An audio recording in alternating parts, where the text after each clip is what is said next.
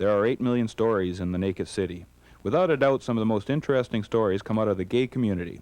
Author Charles Kaiser, a former reporter for the New York Times and writer for Newsweek, interviewed literally hundreds of well-known gay personalities and compiled some of their best anecdotes into his latest book. 10% QTV presents Charles Kaiser talking about the gay metropolis, along with some of the many photos found in the book.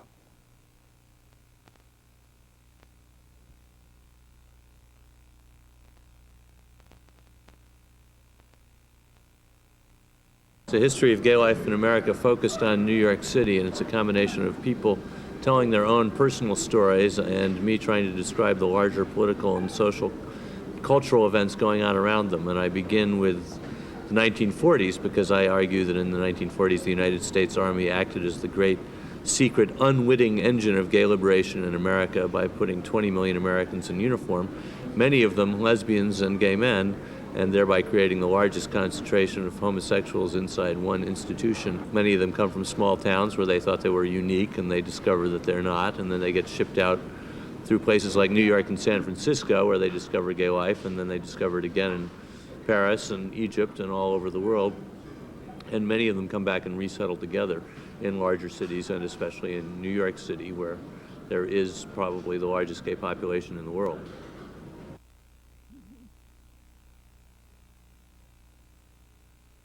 There are a number of defining moments. I mean, World War II is a defining moment.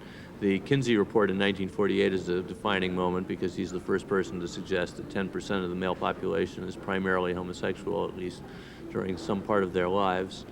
The research of Evelyn Hooker is very important in the 1950s. She's the first psychiatrist to show that you cannot determine a person's sexual orientation just by giving them a standard personality test, which is a revolutionary notion to her colleagues in the early 1950s. The Stonewall riot, certainly in 1969, when for the first time patrons of a gay bar fought back when the police raided the bar, was perhaps the defining moment.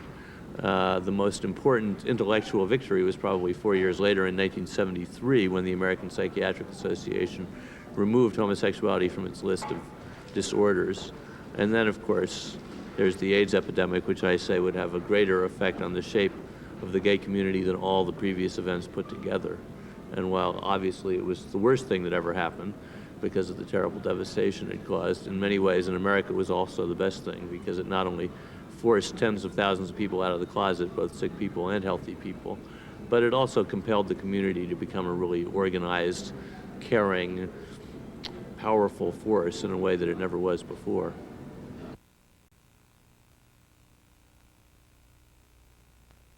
Many heroes. I think the one who probably did more than any other single person to transform the way gay people think about themselves and the way America thinks about gay people was Frank Kameny, who was a PhD astronomer from Harvard who went to work for the federal government's map-making service in the 1950s and was quite quickly fired because he was a homosexual, because in the 50s homosexuals were not only banned from the Army but from all forms of government employment and from working for all contractors who worked for the government. And he filed the first suit against the government trying to throw out these anti-gay regulations, which initially ended in failure in around 1960. But then with a man named Jack Nichols, who had come out to his FBI father when he was only 16, Frank Kameny and Jack Nichols founded the Washington chapter of the Mattachine Society in 1964. And Kameny is one of the very first people to challenge the psychiatric notion that all gay people are sick. And he says he sat down and he looked at the literature and he was perfectly prepared to accept it if there was anything there. But when he looked at the literature, all he found was slovenly, sleazy, slipshod science, cultural and religious prejudice cloaked in the language of science, and there was just nothing there. It was garbage in, garbage out. So the first thing he did was to convince his fellow gay people in the Mattachine Society that they should adopt a statement, a radical notion from 1964, saying just because you're gay does not mean you're sick. And then he went to New York and replicated the same battle where the old guard was very much opposed to adopting this very commonsensical statement. And then Kameny undertakes the campaign to turn around the American Psychiatric Association, and it takes him about 4 years, from 1969 to 1973, before the association formally votes to remove homosexuality from its list of illnesses. And really what is most exciting about my book is that it proves that a few people can really transform the way a whole country thinks about such a large subject. It also proves that human progress is possible within our own lifetimes.